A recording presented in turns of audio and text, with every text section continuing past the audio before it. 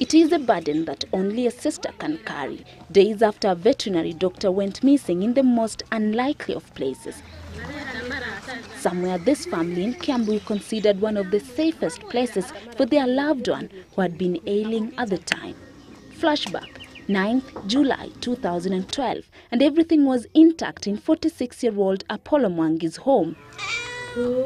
His whereabouts a day later being discussed in low tones in a house which every small piece reminds them of a man now described on this poster.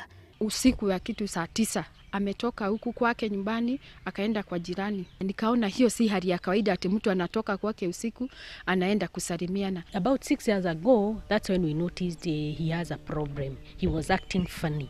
And when we took him to Kejabi, that's the time they diagnosed him with meningitis. And the way he was behaving that time is the way we noticed he was behaving even this time we took him to Kenyatta.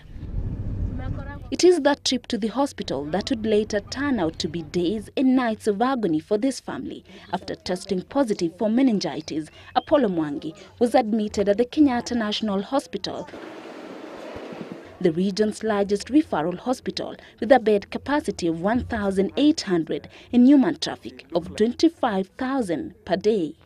After he was admitted, I asked her, why are you taking him telling him to go to bed and you have not given him uniform? She told me, we don't have uniform. By 6:30 I was in the hospital.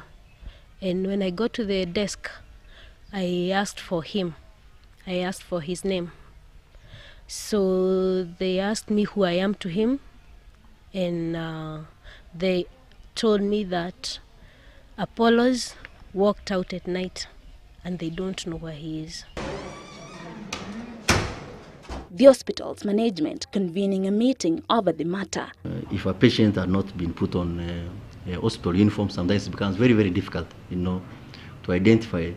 Apollo Mwagi had walked out of his hospital bed to the traffic jungle and the desperate search began.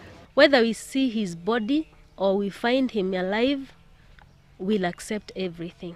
9 days after his mysterious disappearance, his body was found at the city mortuary Friday, with reports that the police collected his body along Langata Road after he was ran over by a vehicle. This assurance, we as an hospital take it very, very seriously. Coming too late. As to who is to blame remains a mystery, just like his death. Judy Kosgei, Citizen TV, Nairobi.